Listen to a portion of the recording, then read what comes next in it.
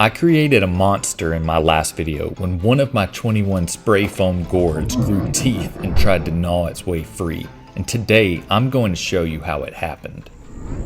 So I'm going to make this creature using 2 main methods and 1 bonus method to give you some options. I used great stuff foam for the body, and I dug up some Dollar Tree skulls, including this weird purple one that I'll use as an experiment. The first pumpkin building method is with a silicone mold, and the second is with the use of a modified cauldron mold. And as for the bonus method, it's a little out there, but I'm excited to try it, so stick around to the end for that. Let's start first with the silicone mold. I just recently made a video where I molded a real pumpkin in silicone, and I don't mean to howl at my own moon, but it's a great video with great information, including the viewer tips in the comment section. So check that one out for full details on this method, especially if you want to make a ton of these. With that said, I'm going to use my mold to cast 2 halves, and we'll look into piecing them together later. Since silicone might not be the best fit for everyone, I'm going to show you the cauldron method. I'm going to inscribe pumpkin ridges in a large Dollar Tree cauldron and use hot glue to build them up so that they will create indentions in our foam cast. You'll want to line the cauldron with a plastic shroud so that the foam will release from out of the mold. The gourd will gestate in this cauldron womb, but beware, the bottom is flat, so without intervention it'll come out a mutant. Once the foam is no longer sticky to the touch, we can use a slightly smaller cauldron covered in a shroud with some cushioning so that we can round out our creation over the top of it. Unfortunately, that spawn spoiled into an abomination, so I tried again a little quicker after casting, and the foam was much juicier this time, but you might have to contain it for a bit. Perfect opportunity to catch up on my catalog of strange things. Although not perfect, the difference is pretty obvious. Now, about that bonus method. How's it going? Don't look yet. Oh. Jeez. I said don't look.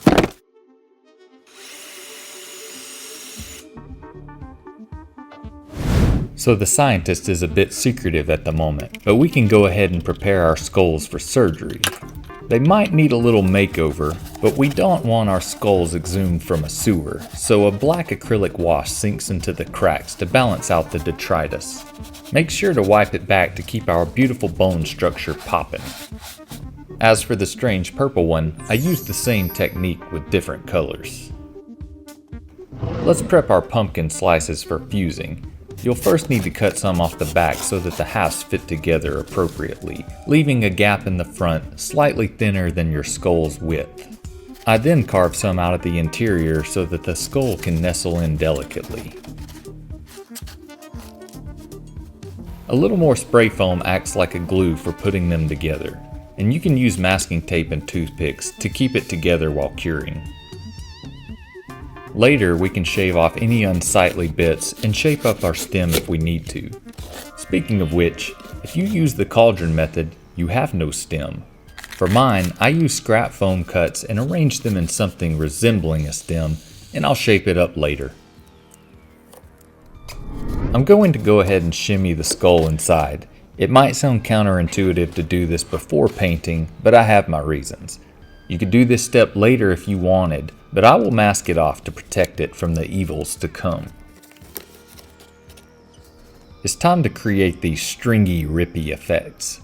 Adding just a little bit of spray foam and waiting about 10 minutes allows you to drag a toothpick across the surface to create the rotten, mucousy texture. You can do the same on the bottom if you wish. As for coloring, I use orange spray paint as a base layer. Then the stems receive brown tones with lighter highlights and then darker brown for the recessed areas. I use dingy acrylic washes to kill back the spray paint and accent the textures. If any gets on the skull, just remember, it adds character.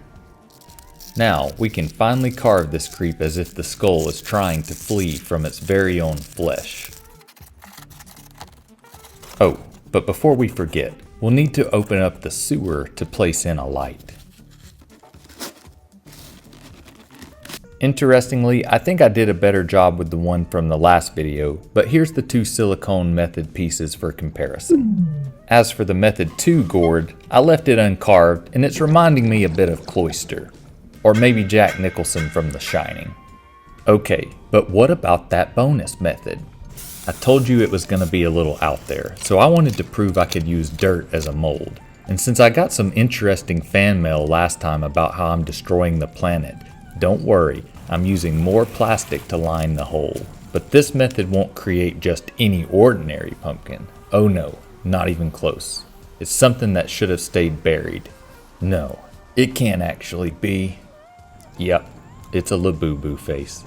I hammered a 3D print into the earth for this mold, and the result was something more like an acorn squash than a pumpkin, and it doesn't light up very well. But this was more about proving how far my warped mind would go to summon a creature that never should have existed. So there you have it, 3 ways to unleash holy terror upon your home this season. I'll see you next time on Make Strange Things.